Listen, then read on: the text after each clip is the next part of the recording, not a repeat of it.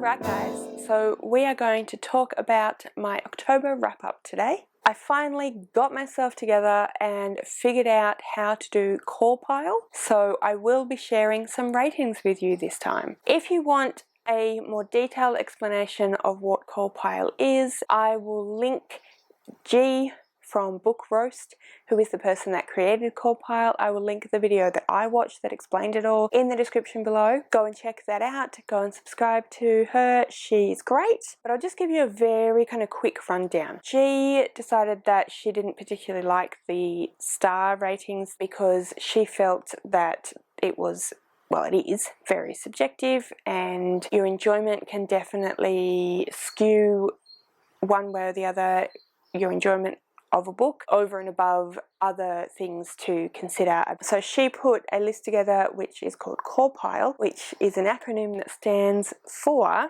characters, atmosphere, writing style, plot, intrigue, logic, and enjoyment. She goes through and gives a rating for each of those elements, adds them all up, divides that answer by 7 because there are 7 elements, and that gives her a rating out of 10, and then she has worked out how to get that down to a 5-star or a rating out of 5 stars. So I think most of them are relatively self-explanatory. We do have intrigue in there, which doesn't actually mean that the book itself has to be specifically intriguing. It more means that it was intriguing her into continuing to read it. So when I found this, I thought this sounded perfect for my rating. It's a lot more, I mean, it's still very subjective, don't get me wrong, but I feel like it gives a lot more ability for me to say, well, I really like the way the characters were written, but there wasn't much of a plot, so I can't really give it a very high rating, but I really enjoyed it, so that gets a higher rating, and therefore it ends up getting a rating out of 10 and then out of 5 that much more reflects my overall feeling about it. So I've done it for this month and I think that it's pretty spot on. I'll just keep going and see what I think in general. I've got my trusty reading planner to help me remember all of the details. So this month I read 7 full books and 2 half books. I will explain why I have 2 half books in there in just a moment. I'm going to go through all of the books all together, tell you the star rating that I ended up with for each one once I've spoken about the books, and then at the end I'll give you a more information about the stats and everything. So if you aren't a person that likes listening to stats, that will be at the end and you can obviously turn it off at that point. So let's start. I'm just going to go through this in the order I read them. I think that makes the most amount of sense to me. So the first book that I want to talk to you about is Pig's Head by David Owen. This was the buddy read that I read with Connor from Connor's Library Corner this month. I don't think Connor enjoyed this very much. I'm pretty sure he ended up DNFing it. I didn't. I finished it, although I do understand what it was that Connor didn't overly like about it. Having said that though, I quite enjoyed it. Pig's Head is a murder mystery cop drama set in Tasmania, which is where I live, if you didn't know that already. So yeah, it's set in Tasmania. The main character is a detective called Inspector Franz Heineken, but his nickname is Pufferfish. He is a very well respected but not necessarily very well liked detective for the Tasmanian police force. The police come across a head in a dumpster in a caravan park on the east coast of Tasmania, which is a pretty popular tourist area, and he is called in as one of the detectives to figure out what's going on. He's well known as a detective who would be able to solve such a crime, so he's put on the case despite his immediate subordinate not particularly liking him and therefore not particularly wanting him to be on the case. This comes across in the book and features as part of the book the kind of battle, shall we say, for want of a better phrasing, between him and his superior and some of his other workers. I think it's also setting up because this is a series, so this is the first in a series. Like I said, I do understand what it was about it that Connor didn't like. It's quite an odd writing style. For writing style, I actually gave this a 5. So I didn't hate it, and it certainly wasn't enough to get me to want to DNF the way it seemed to with Connor, but it was definitely quite strange. And the reason for that is mostly because it's told in the first person, but the narrator, which is pufferfish, often speaks about himself in the third person, which is kind of weird and jarring and tends to, I found, pull you out of the story and out of the drama. Yeah, it's kind of strange, and it happens quite often throughout the book, and he kind of is very self-deprecating when he does that, and he uses it, I think, as kind of a way of talking about some of the pressures that are involved in working in the industry that he works in, being a detective in the police force, but also having all sorts of political dealings and all sorts of different ideas of police work and of his police work pulling at him.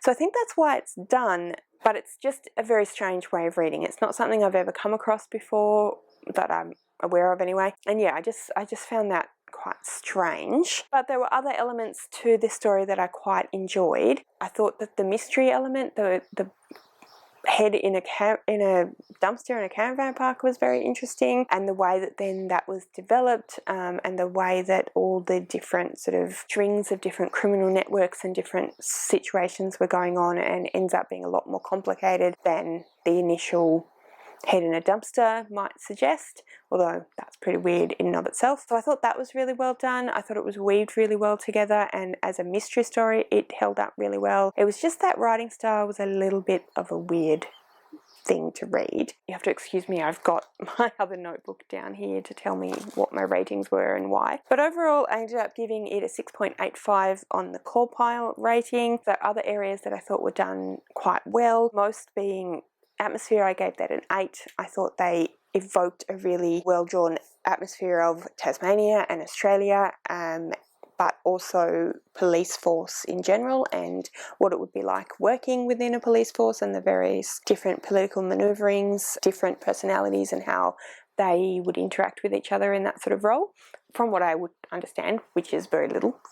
Yeah, so I thought that was done really well, but there were other elements that dragged it down a little bit. But nonetheless, it was 6.85 as core pile, then corresponds to a 3 out of 5 stars. So middle of the road book, which is pretty much how I felt about it. It wasn't anything amazing, but it was reasonably interesting, and overall I enjoyed the experience. So that was the first book I read, Pig's Head by David Owen. So the next book that I want to talk to you about is The Woman in the Window by AJ Finn. This is a unreliable narrator situation. You get quite a few different hints about what's actually going on for the main character and the narrator, which is a woman called Anna.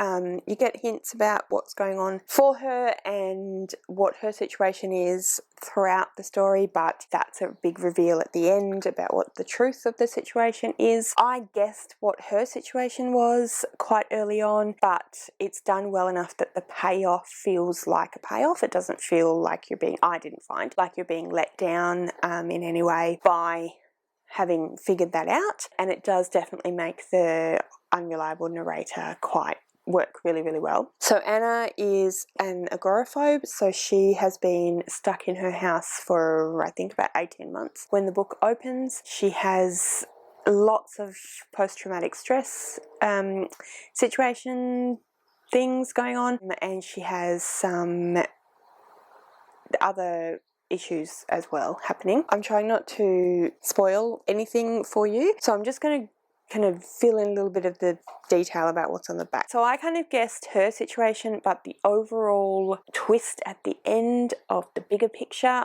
I definitely did not guess. Yeah, so it was really well done. There were lots of hints. You probably could have guessed it if you were a bit more experienced in reading thrillers. I do read thrillers, but not super often, so perhaps other people would have guessed it, but I didn't, and I really, really enjoyed it when the twist came at the end. It's a thriller, but it's a very domestic thriller, so I found that really interesting. Like I said, I'm not a huge thriller reader. I read mysteries. I've read a few of these sorts of thrillers. I tend to not be a horror reader, so anything of the thriller horror kind of side of things I tend not to read, so this fitted really well for me and I really, really enjoyed it. I read this with Hayley from Hayley Reads, and we both really enjoyed it. We both had a similar response. We didn't see it coming, but yeah, we really enjoyed the payoff at the end when we did get to the payoff, so definitely recommend this one. I thought that it was really, really well written, and like I said, I enjoyed it. From the point of view of ratings, it ended up being an 8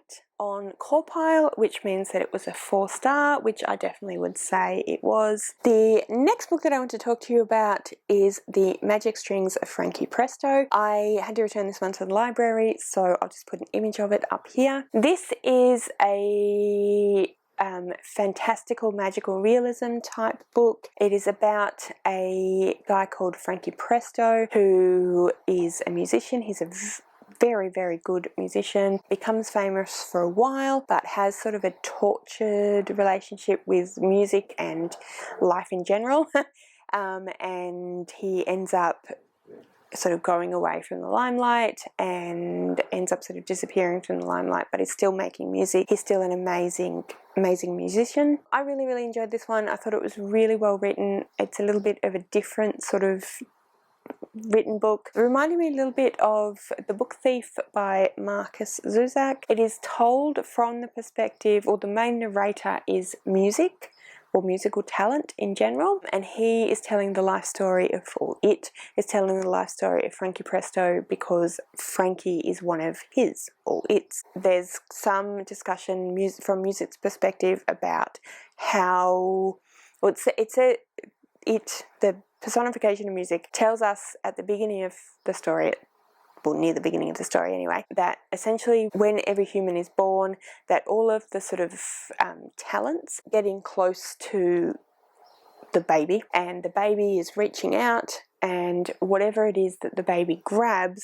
is what the baby then is good at, whatever talent the baby has. So if it grabs music, it becomes a musician. If it grabs writing, it becomes an author, or whatever it might be. And I just thought that was really lovely. I really, really liked that idea of there being a certain amount of preordainedness, but definitely very much fate at the same time. And I liked the way that it was personification of music telling the story. I thought that was really interesting. Like I said, it reminded me a little bit of The Book Thief, because The Book Thief, the narrator of that is death, so it had that in common. Very different story though, but Frankie Presto has quite a lot of stuff going on in his life that isn't necessarily always great, and a lot of hard knocks, and yes, so it's an interesting way of telling a story, and I thought that it was an interesting book. I thought that it was well written. Corpile, I gave that one an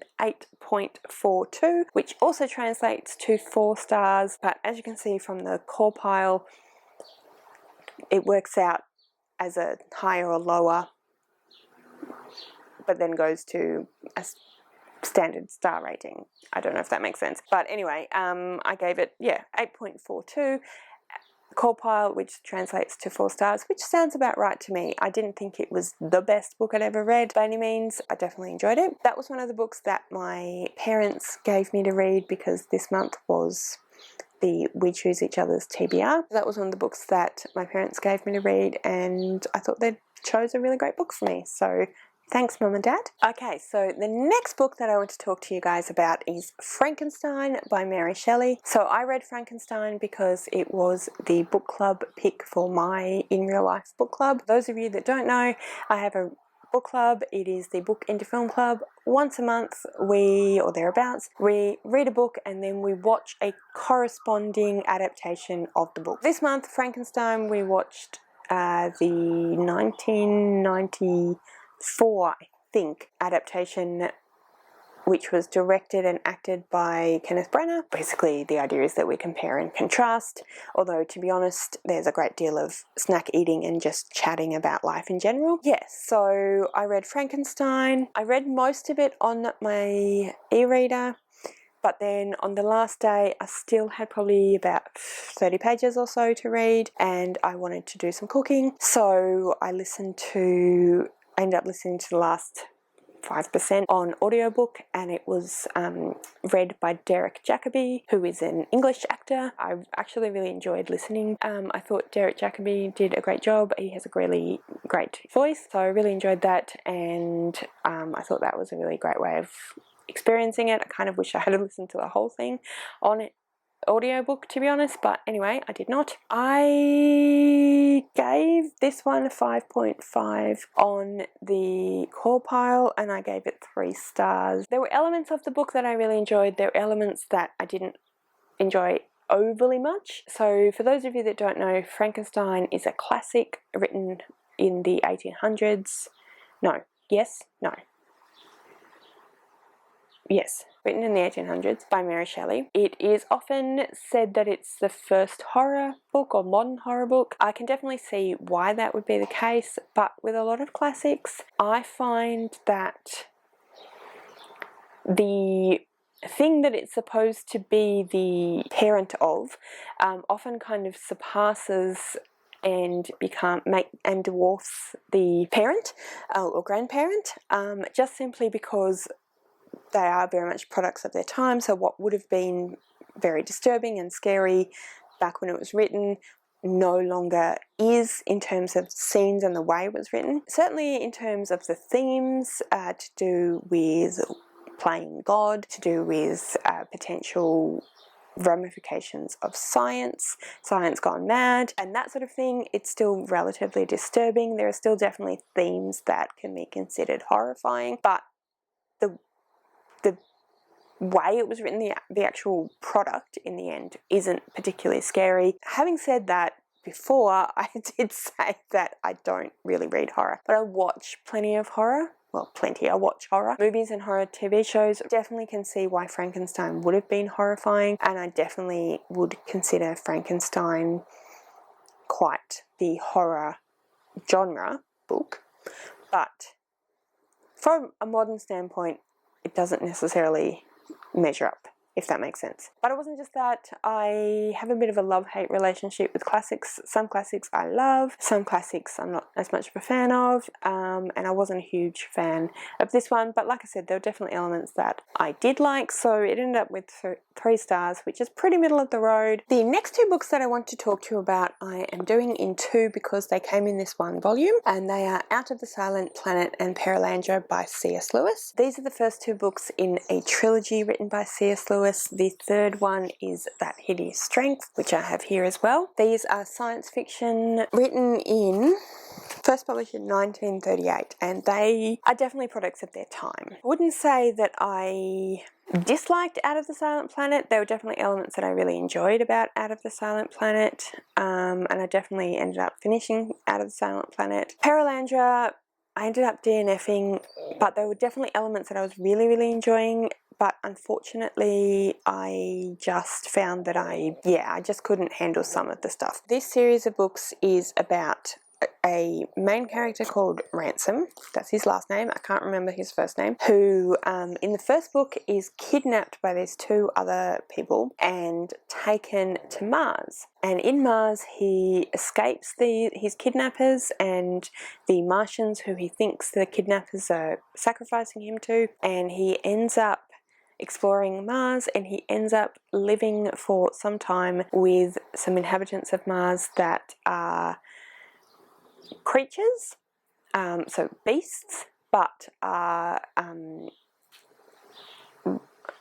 blessed with human-like intelligence and reason, basically. While Ransom is on Mars, he learns that our solar system is essentially in the control of this deity that the Martians call Melodil, I think, and that's basically a Christian god-like figure. So Melodil created the universe and created the solar system, and then he put some angel-like beings, I think they called the Elendil or something like that, in charge of each planet, and he meets Mars's overall angel who is in charge of Mars, and all of the inhabitants of Mars. There are 3 different species who are all have reason and intelligence and whatnot, and they are all loyal to and obedient of this angel figure. And this is where Ransom learns that Earth is different because Earth is a silent planet, so all of the angels communicate with each other, and all of the spirits of the galaxy communicate with it, or the solar system I should say, communicate with each other, with the exception of Earth, because that angel was an evil angel, and he was shut into Earth so that he couldn't, or it couldn't, communicate with the other spirits and the other beings in the galaxy and take control and turn everything evil. So that is what Ransom discovers whilst he's in Mars. As you can see, it is definitely an allegory for the Gospels. Many people have spoken about how the Chronicles of Narnia were an allegory for the Gospels, which they absolutely were, but they've got nothing on this series of books. So that's Out of the Silent Planet. From a philosophical standpoint, I actually think that the conversation is really, really interesting. And from a theological standpoint, I think the conversation is really, really interesting. I quite enjoyed Out of the Silent Planet because of his descriptions of Mars. I thought that it was fantastic world building. The way that Ransom responds to his situation is really interesting, and I thought that was done really well. So I quite enjoyed that one. And in fact, I gave Out of the Silent Planet 6.8 in core pile and 3 stars. Perilandra, on the other hand, I ended up DNFing. Why? I DNF'd Perilandra because it felt a little bit it felt too of its time. What happens in Perilandra is that Ransom is sent by the Angel of Mars, who now has made inroads into Earth, and he's trying to save Earth, I guess, and help the citizens of Earth and the other spirits of Earth to come back to the way of God. So he is sent by the Angel of Mars. He is sent to Venus, and the first part of this book I really, really enjoyed. The descriptions of Venus were beautiful, were really fantastic. So Venus is a planet that is pretty much completely covered by ocean. There are floating islands which are essentially reeds, sort of banded together, almost like rafts, but they're floating islands, and lots of different natural things live there. There are plants that grow there. There are animals that live there. Yeah, Lewis's world building is amazing, as you would imagine. If you've read the Chronicles of Narnia, you know that his world building is amazing. And it's the same in these books. His world building on Venus is fantastic. The descriptions of Venus is beautiful. His descriptions of Ransom trying to figure out how to live on these floating islands is amazing, because the islands are floating on an ocean, and the ocean is doing what oceans do and having all sorts of currents and waves and, you know, all of this sort of thing. And so the islands do not function the way that anything on Earth functions, because they are floating island. It's almost like living on a lily pad. So the islands constantly change shape, change topography. So one minute he might be sitting on a hill, and the next minute he's sitting in a valley surrounded by watery hills, and it's that is beautiful. I think that is incredibly well done. I really, really enjoyed that. So Ransom spends quite a long time on Perilandra just figuring out the mechanics of existing in a world like Perilandra. Then he comes across a woman, and this is an alien, but the alien is humanoid, and he introduces himself, and he ends up spending a fair bit of time with the woman, and he learns that the woman is basically Eve. So if you know anything about the Christian story of Adam and Eve, essentially she is Eve, and somehow she has now been separated from Adam. She calls herself the Queen, she calls him the King. They are just kind of living their lives. There's no other human or humanoids in Perilandra, and they are living out the life of Adam and Eve on this new world. And so there's quite a bit of conversation between her and Ransom about the functionality of living in a world, of her being the first of her kind, some of the things that he takes for granted being the latest in a massive genealogy of humans on a planet that has some problems, and her being on a planet that does not have problems, is not polluted, does not have any of the wars or any of the issues that humanity has created. And their conversations, again, from a philosophical and even from a theological standpoint, are very, very interesting. And I happen to somewhat agree with some of the things that they were inadvertently kind of proposing about industry and capitalism, and I thought that it was, like I said, from a philosophical standpoint, really interesting. My problem is that halfway through the book, or even over halfway through the book, another man, that one of the men that kidnapped Ransom and took him to Mars, turns up in Venus, but he's not really the guy, because he has basically been possessed by the devil and has turned up in Venus to try and tempt the Eve of Venus, try to change and shape the history, or the forward history of Venus, so that it is similar to Earth, so that it's corrupted and evil. This is where I started having a problem, and this is where it's absolutely a product of its time, because a lot of the arguments that this devil starts to make to this woman to try and tempt her into going against God and being disobedient to God is to tell her all about the things that women in Earth are able to do and how they don't have to be obedient to God or to their king. Essentially, basically, it's, yeah, talking about how the world would, the underlying argument from my perspective was that the world would be a better place and we wouldn't have fallen into evil and corruption if women had just stayed in the home and obeyed their husbands and given birth to children, and that would be better. And the job that Ransom has is to try and convince the woman not to be tempted.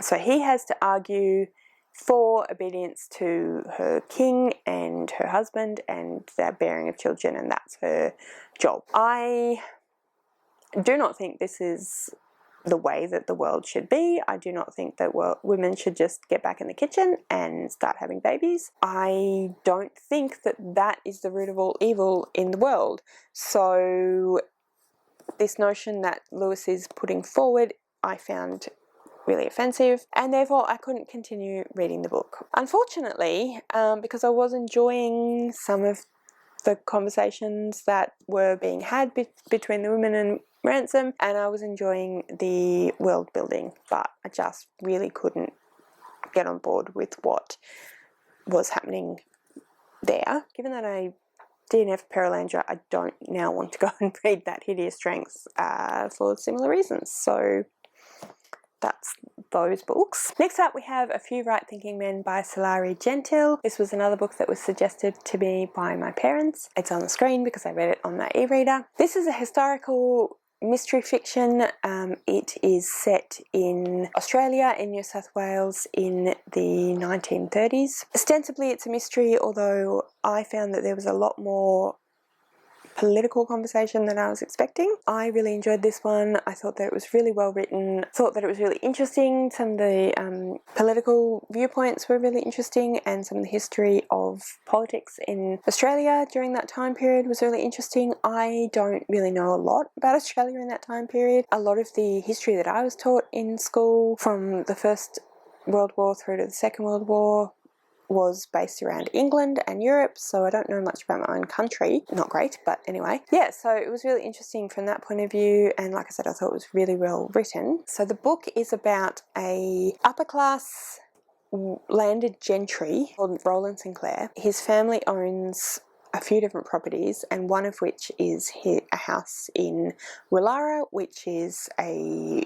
very upper class suburb of Sydney, and Roland is living in that house. He essentially has the run of the house, and he is also a member of the arts scene in Sydney. So he's an artist, and he has quite a lot of artist friends, and he has 3 friends who are artists who are living with him when the book opens. They are Edna, Milton and Clyde. Early in the book, Roland's uncle, who is also Roland Sinclair, is killed, and so there's a murder investigation. But I was led to believe that it would be a murder investigation probably similar to something like Miss Marple or the Miss Fisher mysteries, where a layman, shall we say, is somehow embroiled in a murder mystery, and figures out what happens. That is the storyline, but there's more to it than that. Roland figures out that his uncle was...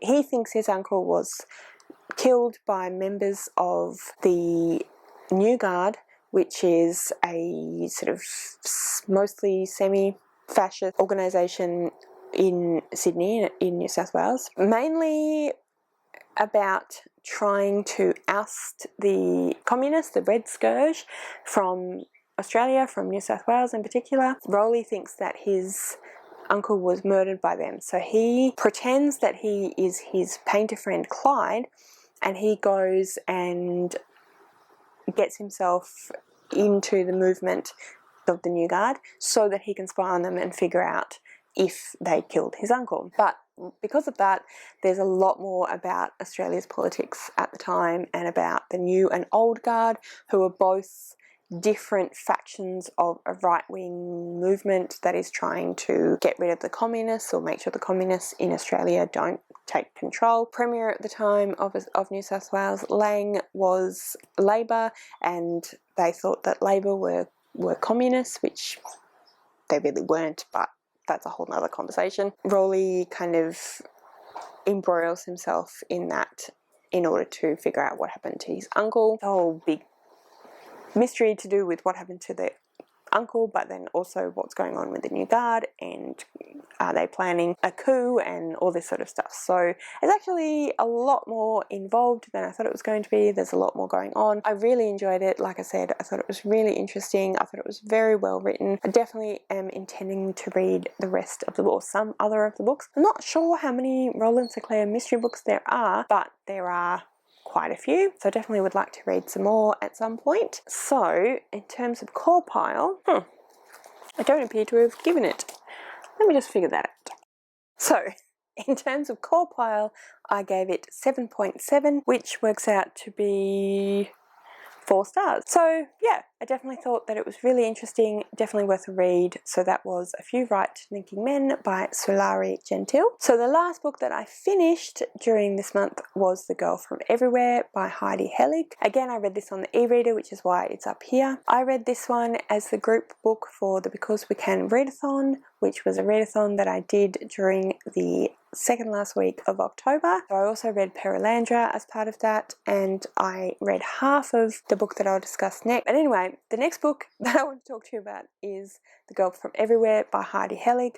I really enjoyed this one. I thought that it was really well written. I thought it was really fun. I thought it was really interesting. I thought the characters were really well done, and I just really enjoyed it. The Girl from Everywhere is about a girl whose name is Nix. Took me a second there. She lives on a sailing boat or a pirate ship. Her father is a navigator, but I say navigator like that because it's slightly different from what you might expect. Navigators can travel between times, provided they have a map, but the map has to be a particular kind of map. So it has to be drawn at the time that the map that they're trying to get to, so it has to be map of a time drawn at the time. So they're a bit difficult to find, but once they find them, they are able to travel to that time. And the book is about Nix and her father and the crewmen trying to get to a particular time. The captain wants to save Nix's mum, basically, and this is how he's spent all of his life, or all of Nix's life, is trying to save Nix's mum. Nix's mum died pretty soon after Nix was born, and so Nix is worried that finding her mum will end up leading to her demise or her never having existed. A lot of that is revealed in the blurb or in the first couple of pages, so I don't think I've given any spoilers. But yeah, so it's an adventure story, a time traveler story, and it's just really fun. Like I said, I think it's middle grade, certainly young adult, a young adult, if not middle grade. I definitely would recommend The Girl from Everywhere. There is another book which I can't remember the name of, but I'll put it on the screen. I don't know if there's going to be any more, but there's definitely a follow-on book, which I'm really excited about because I really enjoyed The Girl from Everywhere. And yeah, I gave it an 8.42 from Core Pile, which works out to 4 stars. Alright, and the last book that I want to talk to you about is Mullumbimby by Melissa Lukashenko, which is the book I just mentioned as having been one of the books I read for the Because We Can Readathon as well. But I didn't quite finish it. So I actually finished it today, the 2nd of November. So I can't really talk about it too much because I think realistically it belongs in the November wrap-up. So that's why it is one of the half books that I read this month. Now for some stats. So like I said, I read 7 full books and 2 half books this month. 1 was a DNF, 1 I didn't finish in the month of October. I had no 5 stars, I had 4 stars, I had 3 stars, no 2 stars, and no 1 star. So I think it was a pretty good reading month. Most of the books were 4 stars, a few 3 stars. Nothing quite hit 5 star, but I still think it was a pretty good reading month. If I get 3 and above, then I consider it a pretty good reading month. Getting any 5s would be amazing. Those are those stats. One of the book was middle grade, possibly young adult, and the rest were adult books. There were 2 mysteries, 1 thriller, 1 classic, 2 fantasy / magical realism, 2 sci-fi, and 1 contemporary. So there you go, guys. That was my reading for the month of October. What did you read during the month of October? Comment below and let me know. Also comment below and let me know what you thought of the books that I read. Have you read any of them? Are you planning on reading any of them? What did you think of my thoughts on those books? If you would like to find me on any of the social media, Twitter and so on, all of that is in the description below. Also in the description below is the details of the Because We Can Readathon, which is the readathon that I went in from the 19th to the 25th of October. I'd like to say a big thank you to Kat, Jenna and Kat for running a really fun readathon and for the group book, which was fantastic and I really enjoyed. Definitely up there for one of my favourites this month. Thank you so much for watching, guys. I really hope you enjoyed this video. If you did, please give me a thumbs up. Don't forget to subscribe to my channel and I'll see you next time.